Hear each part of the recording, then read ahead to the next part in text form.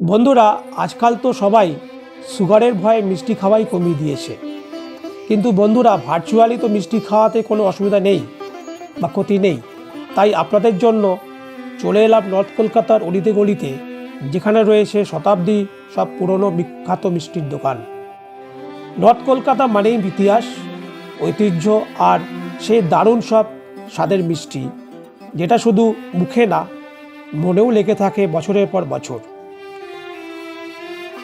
তো চলে এলাম প্রথমে বিখ্যাত রামদুলাল সরকার স্ট্রিট, যেটা বেথুন কলেজের পাশের গলিতেই, যেখানে প্রথমে দেখতে পেলাম রয়েছে বিভিন্ন সব বিখ্যাত মিষ্টির দোকান, যেমন কালীচন্দ্র দাস, সুবোধচন্দ্র মল্লিক, নলিনচন্দ্র দাস, আর ফেমাস মিষ্টির দোকান গিরিশচন্দ্র দে, নকুরচন্দ্র নন্দী। এই মিষ্টির দোকানগুলো ওনারা সবাই বললেন 150 বছরের পুরনো, কোনো মিষ্টির দোকান 200 বছরও আছে। এছাড়াও গেলাম নলিল চন্দ্র ঘোষের দোকানে, যেটা দুর্গাচন্দ্র মিত্র স্ট্রিটে। তো এই দোকানগুলোর প্রতিটি সন্দেশে মিশে আছে এক টুকরো কলকাতা।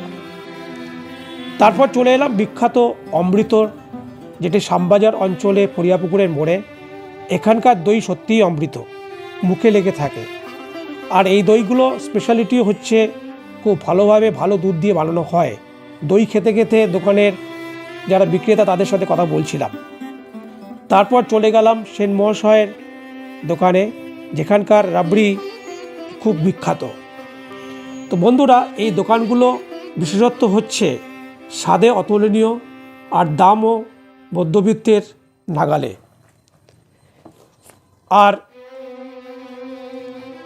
আজও যখন শহর বদলাচ্ছে, তখনও এই দোকানগুলো সব আগের মতোই কিন্তু রয়েছে, হৃদয়ের মতো পুরনো আর স্বাদের মতোই নতুন। তো চলুন একবার দেখে আসি এই গায়ের দোকানগুলোকে আর মিষ্টি খাওয়ার উপভোগ করি স্বাদ। ধন্যবাদ।